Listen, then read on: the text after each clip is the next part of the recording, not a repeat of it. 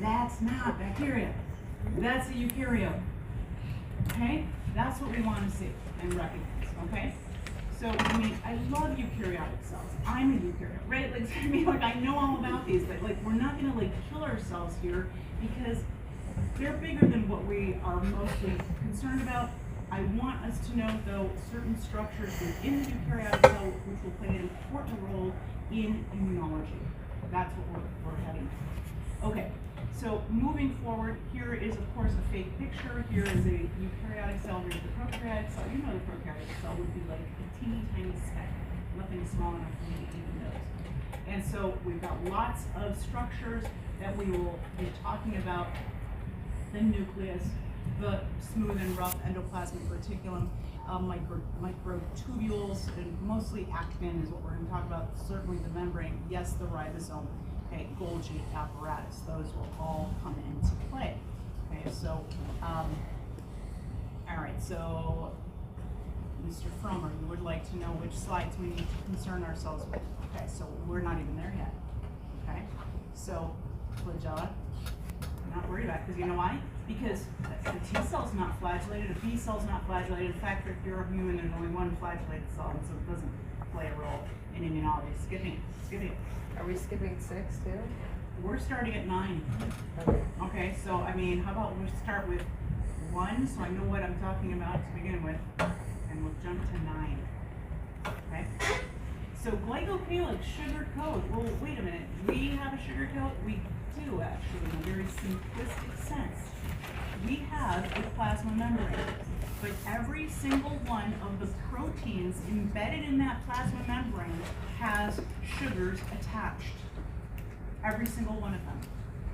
This is not true for bacteria. It is true for eukaryotes. Okay? All of my proteins have sugars attached. This glycocalyx will act to strengthen the membrane. Now see this? I can't even see that. Even though that's a larger cell and everything, I can't see that. Okay, so this glycocalyx, it doesn't extend as far. This is not going to form biofilm or anything, but this is a polysaccharide coating because there's sugars on the surface of the membrane. They're there to strengthen the plasma membrane. They are also important in cell-to-cell attachment and cell-to-cell communication. Most eukaryotic organisms are multicellular. Your cells have to work together, and so they understand one another and recognize one another based on some of these carbohydrates on the surface.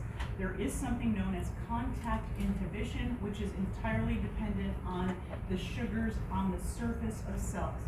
If you take one epithelial cell and put it in a petri dish with all of the components it needs to grow and divide, it will do so. And when you come back later, those cells will all roughly be the same size, right? Kind of a sheet that it would form. The reason one cell does not extend over the top of another one, grow on the surface of it and get too big is because of contact inhibition. When its sugars touch the sugars of the cell next door, they stop. Okay, and it keeps them the same. This is an area of interest in cancer research because cancer cells don't care. They avoid or just ignore, I should say, contact inhibition altogether. They just keep growing. So they're important in cell-to-cell contact. So this is one cell here and one cell there. This is the plasma membrane of one and the plasma membrane of the other. And notice that the sugars in between contact one another. Okay, so we're skipping 12, but we will spend some time on 13. So 13 is actually one of the images in the worksheet. So you might want to be able to look at this to fill that out. So this is a plasma membrane. All cells have one, and we recognize it as such with phospholipid heads facing out and in and tails between. You see that? Okay, so we're right where we need to be. We have embedded proteins in here. These embedded proteins will be important in many things, things that we would encounter anywhere. Reception of extracellular signals, for example. Control of materials moving in and out. Ion transport, all of those things, okay? We would have additional function at the eukaryotic level, 2 additional functions. One is attachment to the cell next door, right? Anchor to the cell next door, and anchor to the cytoskeleton. Do you see how I have cytoskeleton here? all these lines there, okay? Cytoskeleton is very important to the eukaryotic cell because it's enormous.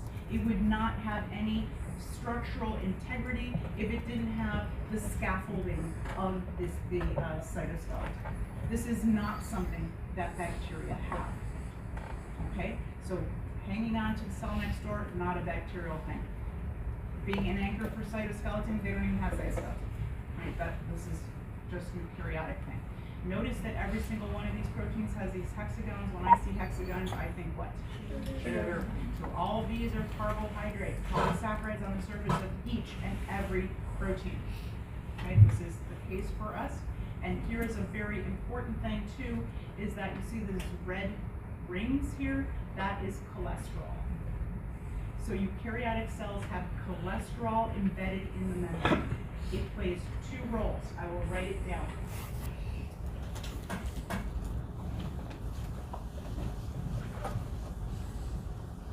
Okay, so cholesterol plays two roles. In high temperatures, because they're ring structures, okay, they're rigid. They're rigid. And what happens is that in high temperatures, the tails will start moving a lot. That's just what happens. And they can only move so much because there's this rigid ring all over the place. Okay, so it keeps the integrity at high temp, and at low temp,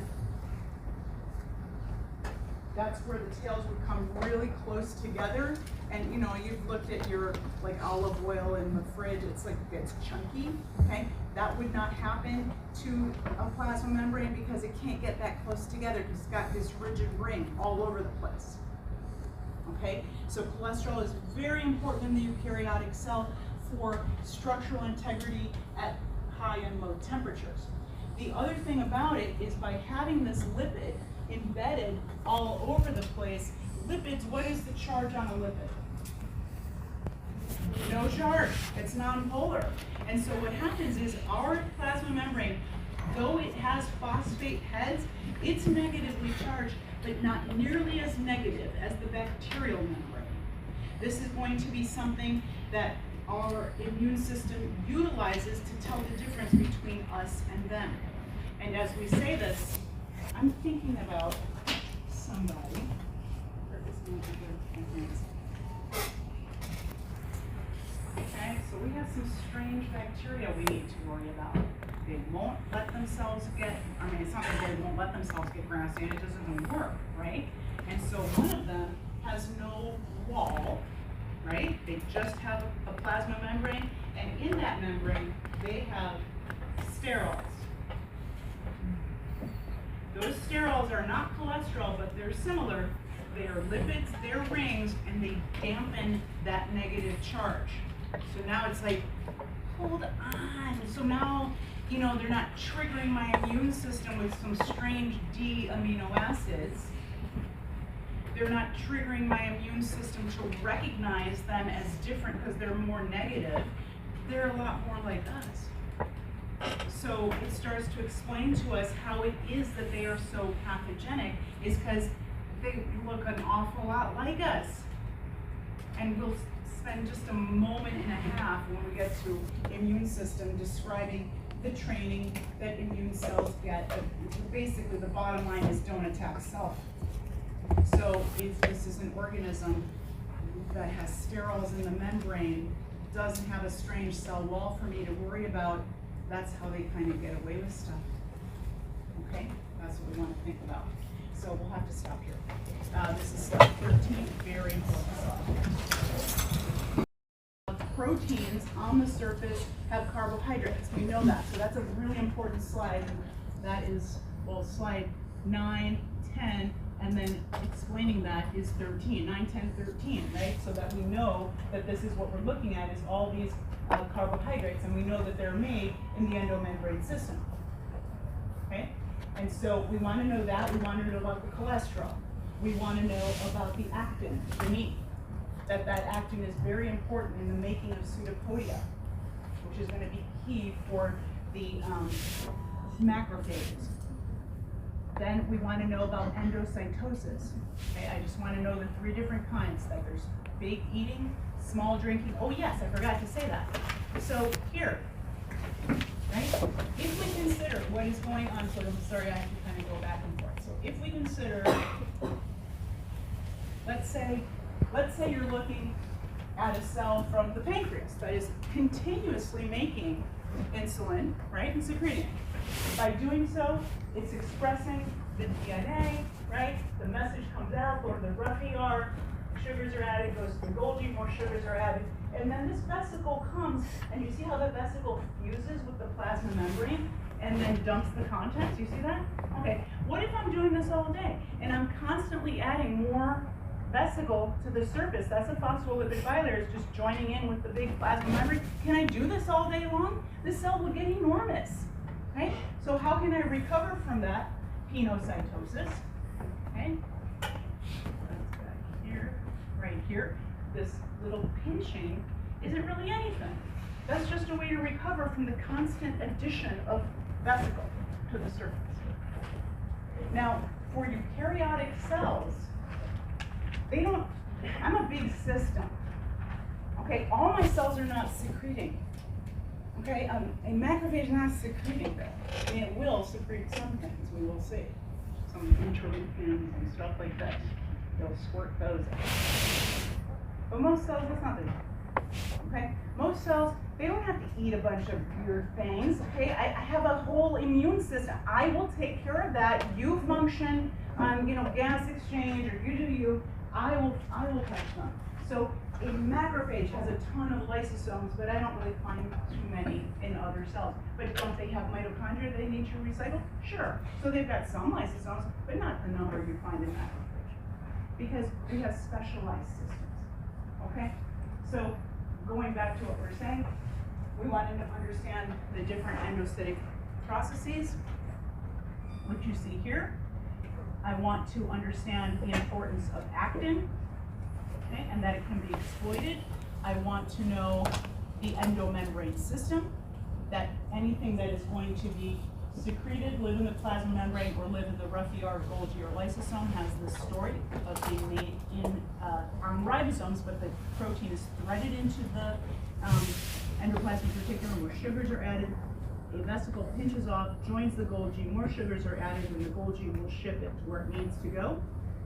This is a great image, 35. The activity of lysosomes, what it is that they do, and that the fact that mitochondria were most likely swallowed, okay, and the evidence for it. All right, insofar as this, and understanding this part, I'll let that go. Okay, I'll let that go, but I think for your own edification, it's good to know. I won't ask you any question about it. Okay, but it's something that we will keep in mind. Okay, so moving forward then, we can go to the eukaryotic mechanisms of endocytosis, and we'll look at each one now. So here, I like this image because you can see these little teeny tiny phospholipids. See that? That's phosphate head, lipid tail, phosphate head, lipid tail. If you were to go back and look at the coffee bean thing, which I highly recommend because I will have you rank, okay, different things in terms of size, who's big, who's little. Okay. Phospholipids are not big at all. Okay, those are going to be, way down there. Okay, so those phospholipids that make up the membrane material will come into the cell and it will sort of invaginate and then pinch off to form a vesicle. The vesicle has a phospholipid bilayer. Do you see that? Okay, so I'm pointing this out and spending a moment on it because pretty much every single cartoon image from here on out is just going to have a circle. And so you just have to remember that that's a phospholipid bilayer because they're not going to show you that detail again. Okay? So here, one mechanism of bringing material in is called phagocytosis. This means cell eating. This is a macrophage that you see here. Now this is on a plate, and so it looks a little bit like flat a little.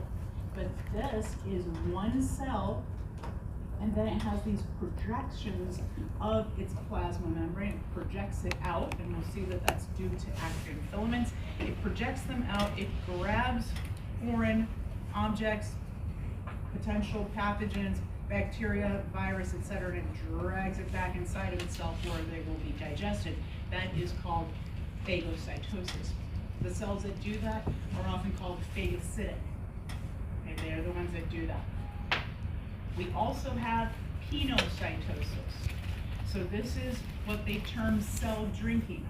This is also, see, notice they're not showing you the detail of the plasma membrane, but you know that to be a phospholipid bilayer, and this vesicle that forms, that's got a phospholipid bilayer around it, okay? This is bringing in small amounts of solute from the outside. This is termed cell drinking, okay? I learned it as pinocytosis, but I've heard other people say pinocytosis. So you kind of stuck with whoever it is that taught you, and I heard it as pino, so there you go. So pinocytosis. And so it's going to be bringing in small amounts of solute. It's not bringing in something large like bacteria or like a virus. Small amounts of solute. It may actually be a way to recover from exocytosis, the opposite process of sending the vesicles to the membrane. I will come to that, and I will remind you about this slide. So this is slide 17. The third way is receptor-mediated endocytosis. And so on the surface of cells, and this is a transmission electron micrograph, they have colored it so it looks a little bit blue, but it looks flat, doesn't it? It doesn't look three-dimensional, so you know it's transmission electron microscopy. So here you see the surface of one cell. And I'm not sure what cell this is, but what you see here are virus. And virus have on their surface a spike. A spike is a protein, and they use the spike to land on a receptor. We can't see the receptor. That's how small it is that even with electron microscopy, I cannot see a receptor. Proteins are tiny in comparison to a cell, okay? So a virus will use its spike to attach to a receptor, and that receptor will bring it in the same manner. Notice we have the invagination of the cell. This will pinch off and form a vesicle, just as the cartoon images showed for phagocytosis and pinocytosis. So these are the three mechanisms of endocytosis. Cell eating, something big. Cell drinking, small solute. Or something specific. Right? And that's receptor mediated. So here we see some green receptors, and there's a bunch of stuff out here in the mix, but only the stars bind with the receptor, and so only the stars are brought in. Okay, receptors are proteins. They are specific because they have specific shapes, and only certain things bind to them. Okay, and those are the ones that are brought in. In every single case, though, you're looking at the invagination of the membrane and the pinching off of a vesicle which has a phospholipid bilayer. Okay? So this is bringing material into the cell endocytosis. Just beneath the cell, okay, just beneath the plasma membrane, lies the cytoskeleton. And we know that that is one of the functions of the eukaryotic plasma membrane, is that it acts as an anchor to the cytoskeleton. The anchor, of course, is some protein. And from there, we will have all kinds of cytoskeleton, but we're really interested in the cytoskeleton just beneath the plasma membrane, and this is known as actin. And there's other forms too that take other roles. Okay, but we're most concerned going forward with actin. Okay? The other microtubules, the other cytoskeleton, like microtubules, those are bigger, and those take part in mitosis. They'll pull apart the sister chromatid and all that business. Okay, that's them. Don't really worry about that stuff. We're not coming into play. We're in micro, and they divide by binary fission, so that's not a big deal. We just know, okay, there's more than one kind of cytoskeletal element in there. Okay, cytoskeletal proteins. We're most interested in actin this stuff, the intermediate filaments, that's gonna basically hold organelles in place. Okay?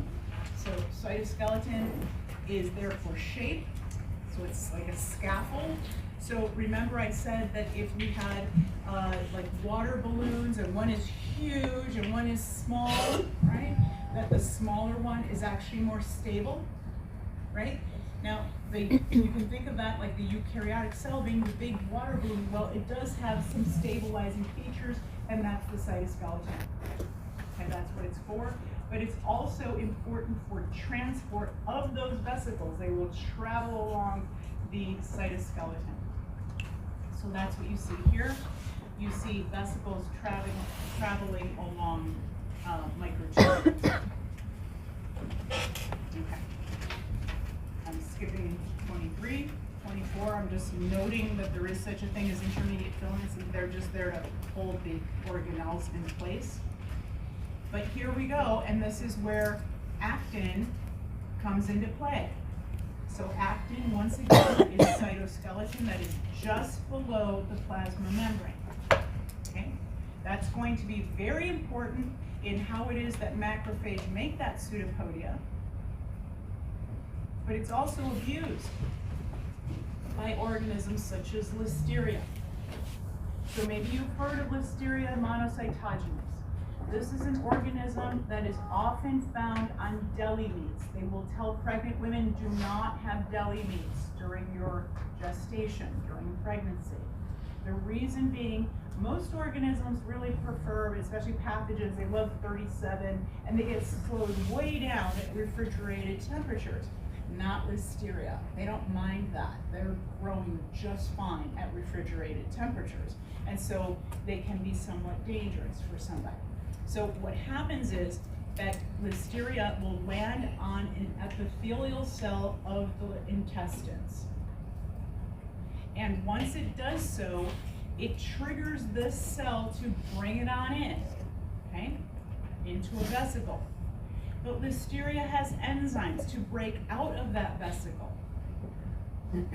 And then it forces the cell to produce more actin filaments that will push it into the cell next door. This is a cartoon image. This is what it's really doing. You see this one? One cell pushing into another. Cells don't do that. They have contact inhibition. They don't do that. This is my side, that's your side. And here is one cell like being forced into creating an actin filament long, that is pushing Listeria from one cell into another. Why would it want to do this? Well, by being outside, being outside, it is now going to be subject to peristalsis, you know, the everybody out situation we have with all our digestive system. Macrophages that are on the prowl, okay, that could find foreigners like them, okay, and also antibodies. So if they stay within the cells, then they are able to avoid all of that. And so they can be quite dangerous. This results in a gastrointestinal situation, which basically it's diarrhea. But too much fluid loss is dangerous for a pregnant woman because you know that the placenta is all fluid pretty much, right? And all this fluid is going to wind up coming out of the blood. That is going to be low blood pressure next to shock, and then it's death. And so we can't play that game. Okay, none of that before pregnancy. Just eat something else. You can't have turkey sandwiches. That's what happens. Okay. So this is that same image, except that now this is inside the cell, and they've been, so remember that fluorescence microscopy, I think I skipped that. Like that's a way to visualize this kind of thing. What you see in the green is the actin, and at the end, the red, that's the Listeria. Cartoon imagery shows you one, but once it gets in, you've got lots of carbon compounds, and so it starts to divide, and so it's many, many, many of them that are all going to push into the cells next door, and it keeps happening. So it's kind of serious. Okay. So far we have the plasma membrane, that on the surface of the plasma membrane are proteins that are all covered in carbohydrates. Embedded within the plasma membrane is cholesterol, whose function is for temperature regulation, both high and low.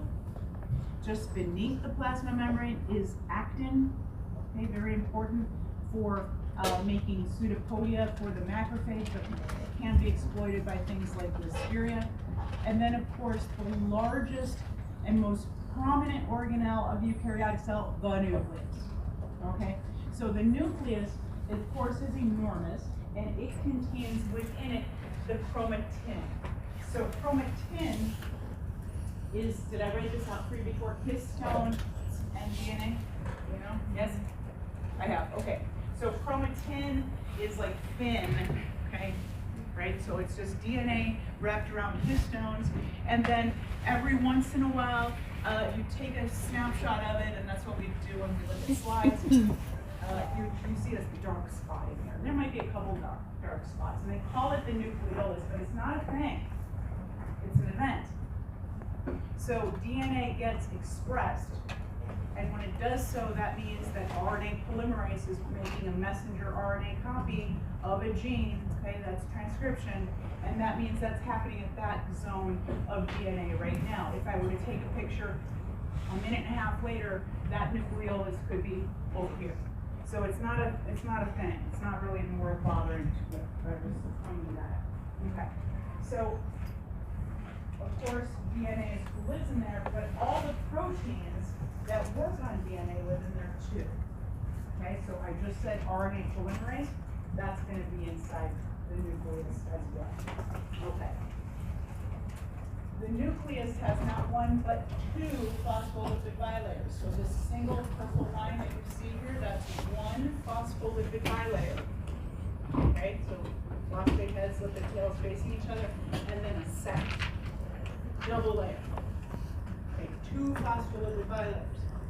And it has very specific pores, which of course are transport proteins. They're really specific about what gets to come in and what gets to leave. Okay? Very few things get to leave the nucleus. Messenger RNA gets to leave the nucleus. Okay? DNA does not leave the nucleus. The nucleus, however, we know that once the cell begins to do the mitotic process, in late prophase, the nucleus is actually dissolved. Okay, the nuclear membrane breaks apart in order for the microtubules to be able to grab the sister chromatin and yank them apart. Yes? Okay, good. So the pore is really particular about what it does in and out. One thing that does come out is messenger RNA. Just outside of the nucleus, but contiguous with it. Notice how it just this outer membrane of the nucleus connects with the ER. Do you see that? They've drawn it in two colors. It has to be color, you know that. So here we have the rough endoplasmic reticulum, and it's a series of flattened stacks, but all of these are phospholipid bilayers. Okay, so we have lots and lots and lots of phospholipid bilayers in the eukaryotic cell, right? Okay, so here is the rough endoplasmic reticulum. We call it that because these dots all over it, those are ribosomes. Okay, the ribosomes are there. Okay, we know that the DNA is long, linear, wrapped around histones. It's usually thin, chromatin. It condenses into chromosomes. When we do mitosis, big song and dance, you never see the real image of a human cell undergoing mitosis. There's too much DNA. Okay, you have 46 that you copy, so now you have 92 that need to be split. You're never gonna see it. Okay, so you have to be happy with 4. Okay. I mean, this is honestly though, this is like Drosophila, so like fruit flies. That's what you're looking at. Okay. So This is where the microtubules come in, yanking them apart. Okay, how much of this do we really care about? Not too much, except that I will bring up the mitotic event for us when we get to virus. Okay, because some virus, their DNA is going to be able to get in my DNA because I break apart my nucleus during mitosis. Not normally. Normally, I got those pores going. Can't let other weird stuff in and nothing's coming out except for during the mitotic process where that's kind of part of it. Hey. Okay? So, I don't go into mitosis and it's great detail, but just keep it in mind, it is a thing, right? All right. The ribosomes that we see on the rough ER look a lot like the prokaryotic version, okay? 2 subunits, small and large. However, both the large is bigger than the prokaryotic one and the small is bigger than the prokaryotic one. And just like 50 and 30 should be 80, but it spins like a 70, same thing here. 60 and 40 should be 100, spins like an 8. Okay, so I explained that, right? Because when they tuck together, they spin out at a different place than each individual. Okay, so now this part here is very important because in this next round, and I'm going to go ahead and raise this so I can make more notes. Okay.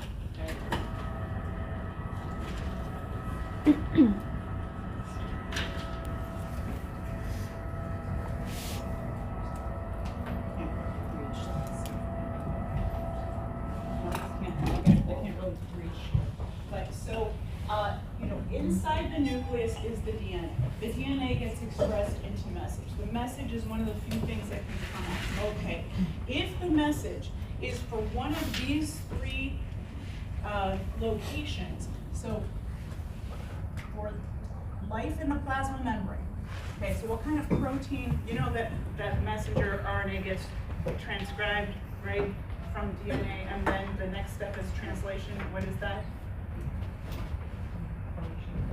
That's right, it's the formation of protein. So if that message is for a protein whose life is going to be in the plasma membrane, what kind of protein would that be? What kind of protein lives in the plasma membrane?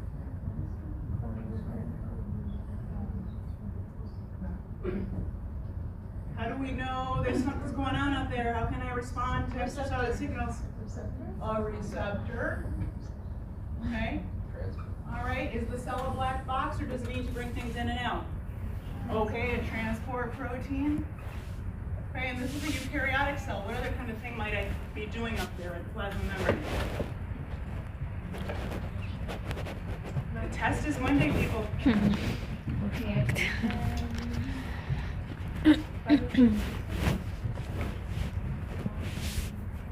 So, something that the eukaryotic plasma membrane would do, but a prokaryote wouldn't, include things like cell-to-cell contact. Okay, what else? I drew it here. Yes, anchor for the cytoskeleton. No, not actin is the cytoskeleton. The anchor for it would be a protein that's embedded in them. Okay? All right, so that's just a few things, because I still have to do the stuff that any plasma membrane would do. Ions, right, gated channels, right? All of that stuff would be there too. So I'm doing this because, like, this can't just be, okay, I'm just gonna write this down. Like, what is it? We already talked about this, okay? So for proteins destined for life in the plasma membrane, secretion, or for life in the rough ER, the Golgi, or the lysosomes, this is their story. Okay? This isn't about eukaryotic cells, this is not the class, but what I want to know about are the secreted proteins. An antibody is a secreted protein. So the cell that makes it has got to do this, okay? And this is what we want to know and understand about secreted proteins. So the DNA is here, it gets transcribed, the pore allows only a few things in and out, messenger RNA is in fact one of them. It comes out here, and if this is what its ultimate goal is, to go to one of those three places, then that message comes along and joins the ribosome. They're not showing you that part, okay? So this would be the messenger RNA sitting right in between the small and the large subunit. That ribosome will bring it to the rough ER. Ribosomes are not always connected to the rough endoplasmic reticulum. They only do so for proteins that are destined for one of these places. How do we know, or how does the ribosome know? It's because of the sequence of that message. And they know this because they have clipped that sequence and stuck it on different things. And it's like, oh, here's suddenly something that would normally be found in the cytoplasm is now stuck in the plasma membrane or secreted. You can make that out. These are lab dates. All right.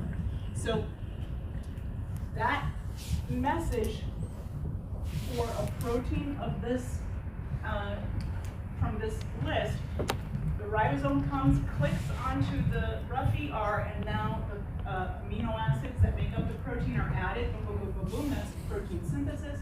And here, the sugars are added. You see that? Okay. You will recall that the plasma membrane of eukaryotic cells has carbohydrates on the surface. This is how they get them, okay, from the rough ER. So they're added to certain amino acids, and you know, if this was a biochem class, we would be talking right now about which amino acids those are, okay? Doesn't matter for us, okay? The sugars are added. Sugars are added, the protein folds, and now it pinches off, okay, a vesicle. Okay, a vesicle pinches off. That's going to be a better thing to look at over there, so it's not broken up. So the vesicle pinches off, and that vesicle now goes to the Golgi apparatus. The Golgi apparatus, you maybe have heard of it as shipping and receiving, but it's actually the opposite. It receives then ships. Okay, the Golgi is the one that will shoot it out to live in the plasma membrane, to be secreted, or to be part of the rough ER. Golgi or lysosome. It's the Golgi that makes that decision. The Golgi will also add more carbohydrates. And so right now it might seem like, okay, what is going on? This vesicle pinched off the ER and it's going to join the Golgi. What is this blue line around that circle? Not a plasma membrane, or sorry, it's a phospholipid bilayer. What is around every single organelle? What is that? Phospholipid bilayer. When one drop of oil meets another in aqueous solution, they form a bigger drop of oil. Okay, I've asked you to do this at home. Get a dish of water, drop of oil here, drop of oil there, just watch it happen. It makes a bigger drop of oil. So we're not learning any magic tricks here, it's just a little bit of chemistry. And really, all the chemistry you need to know in here is hydrophobic, hydrophilic, and charges. And that's it, and you're done. Okay? So that's what's happening here, is that this vesicle fuses with the Golgi, and then the Golgi sends it off, it adds more sugars, and it'll send it to the appropriate place. So some of these, here's the vesicle leaving the ER, joining the Golgi, and now it can get secreted, it can go to live in the lysosome, and it can also be part of the plasma membrane. This picture is slightly better on that. So here you see some proteins that are now going to be part of the plasma membrane. They will be carrying with them carbohydrates. Those carbohydrates are important for several things. Strengthen the plasma membrane, cell-to-cell communication, contact inhibition, all of those things we already established. Okay, that's added here in the rough ER and then in the Golgi. Also secreted proteins. Okay, so what kinds of proteins are secreted? I gave you antibody. But you know also, in your blood, you have clotting factors, don't you? Those are, guess what? Of course they're protein. They're secreted by the liver. And so they're covered in carbohydrate. What about insulin? That's a protein. That's made by what? Pancreas. The pancreas, the beta isolate cells of the pancreas are making insulin, secreting it, and guess what it's got all over the surface? Carbohydrates. So having said that, I want to remember something that we talked about, I think it was day one, the economic uses of bacteria, okay, of microorganisms. And we said that we could use them to make things like insulin, that it becomes a lot cheaper than having to harvest a bunch of sheep, drag, pull their pancreas out and then do a bunch of purification steps to get some insulin. And you wouldn't get that much. It was very expensive. Back a long time ago, people who were diabetic would, they would die because you can't get enough insulin. Okay, so now we make it in E. coli, we take the gene for insulin, put it into E. coli, and they can read DNA just as we can. They transcribe it, they translate it, and they make insulin. Tell me right now what's different about the insulin from E. coli from the insulin from the pancreas.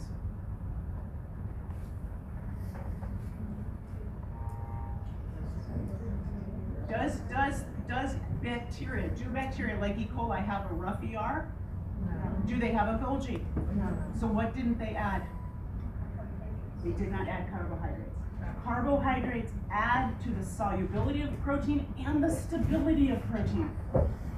And so that insulin doesn't last as long, isn't as soluble. Okay. You're gonna take it if you have this problem. You're gonna take it because the alternative is, you don't make it, right? So you're gonna take it, and it's not as good. It just isn't, because the internal structures that this is the way a pancreatic cell would do it doesn't exist.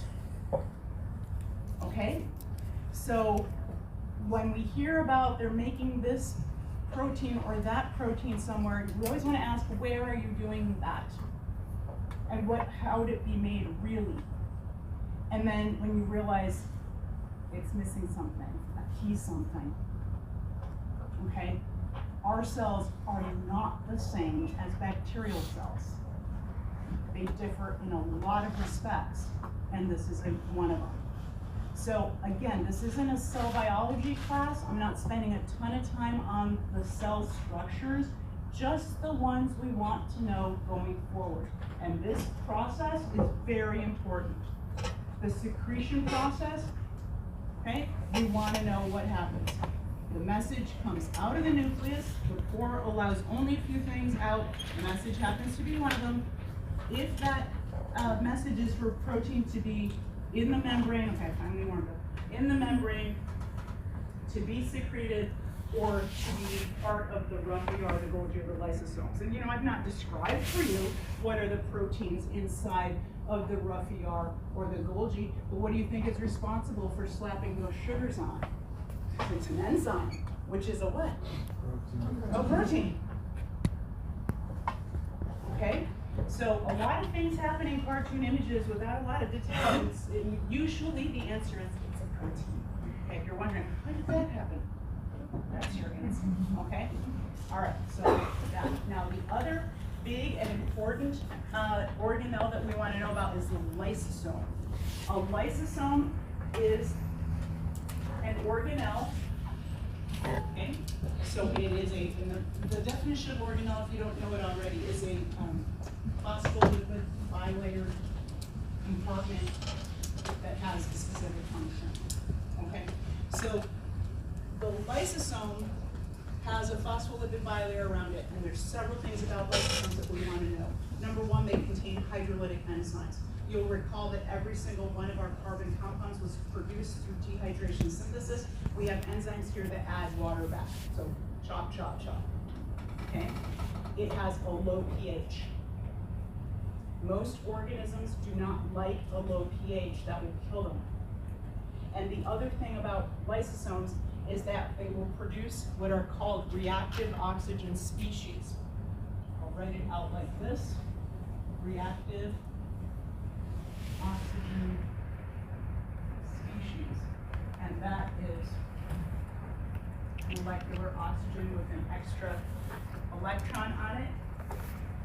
This is called superoxide. It's a radical, it's highly reactive. It will steal electrons from whatever it touches, okay? It produces, the lysosome produces superoxide, hydrogen peroxide. And if it's in neutrophils, the neutrophils will also produce bleach.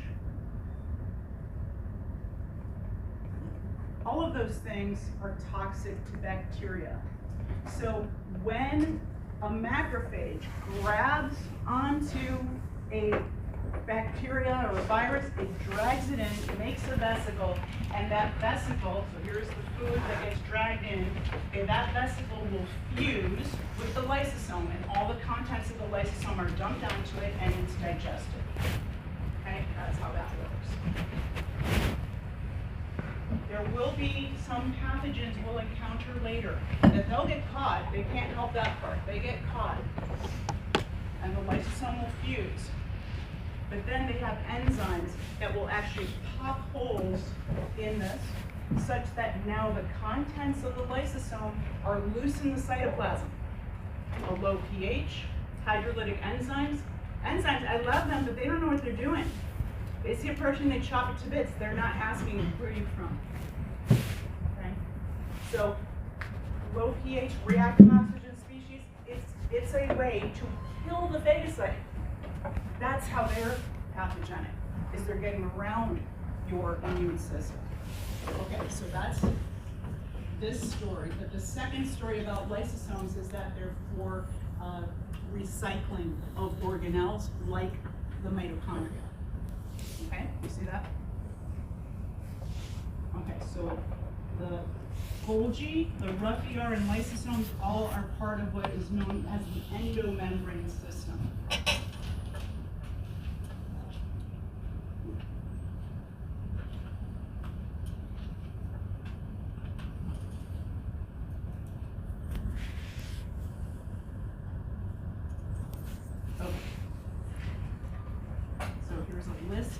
Some of the things that we've described, and then this is our last topic, last-ish topic,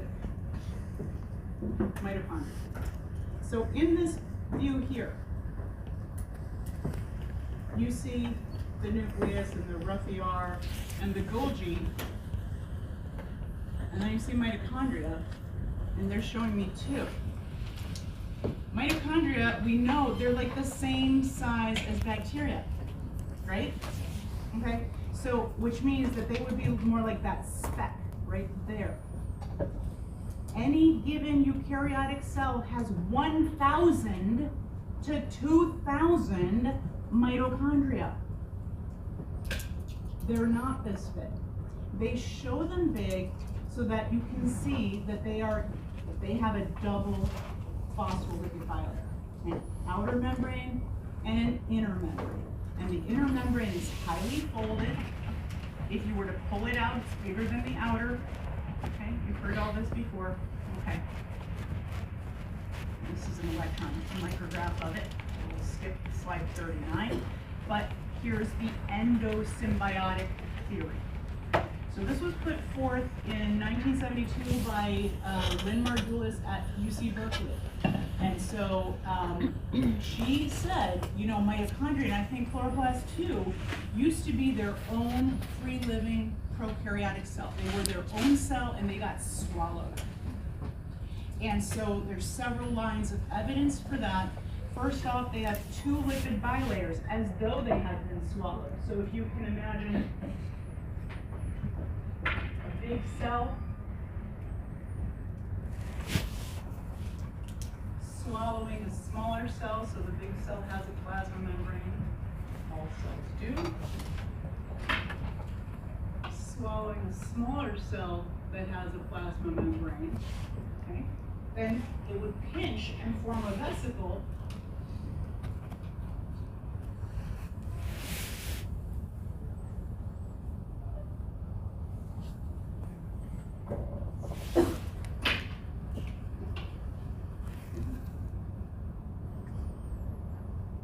And you'd wind up with an outer membrane and an inner membrane, which is exactly what we see in mitochondria. Okay? Not only that, mitochondria have circular DNA, just like bacteria do, one piece of circular DNA, and they have ribosomes, which are 70S. That's the size of bacterial ribosomes. Okay? When they divide on their own timetable. They're not doing the cell cycle along with the rest of the cell. They divide on their own schedule by binary fission. That's exactly what bacteria do. Okay? They also have an interesting kind of lipid on the inner membrane, which would have been their, look at me, I can do this. On the inner membrane right here, okay? In there, there's a specialized cardiolipin. That's a lipid that you encounter in bacterial plasma membranes, not eukaryotic plasma membranes. So, this happened a long time ago, all right, billions of years ago, but there's evidence that, I think that they were roughly the same as bacteria, but they got swallowed. And there's one more piece of evidence I don't have on there, and you could say they're about the same size.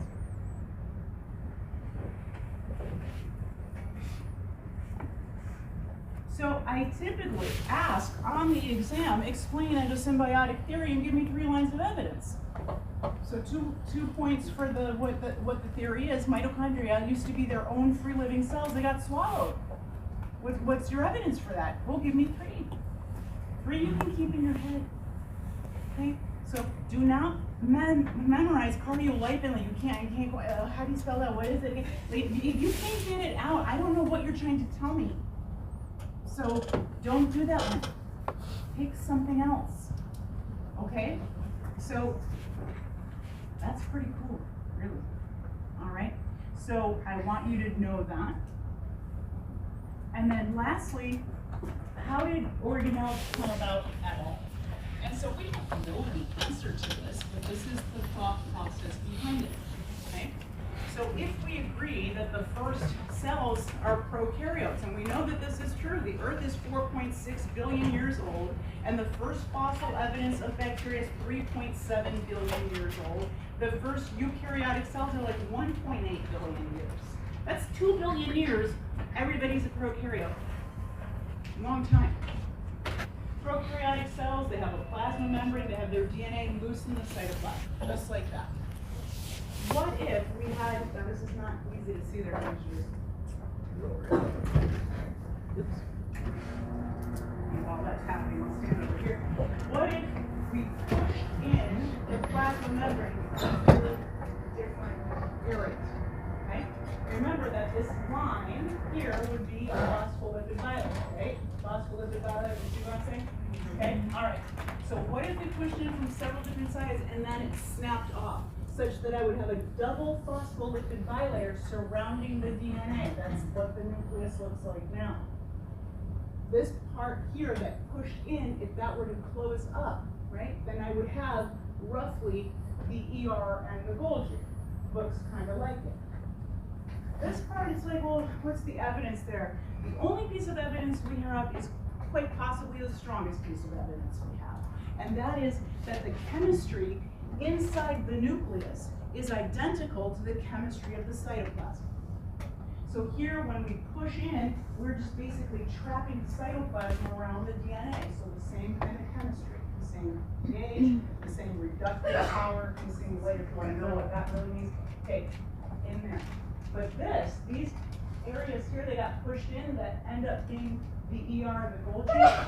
Bless you. The chemistry of the ER and the Golgi match that of the outside of the cell. And if you consider, why do I use the ER and the Golgi? That's for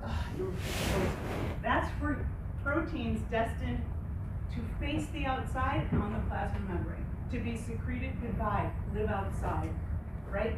Or to live within the rough ER, the Golgi, or the lysosomes. So that's actually fairly powerful, that the cell within itself contains the environment of outside. That's pretty cool. So, and that's it for eukaryotic cells.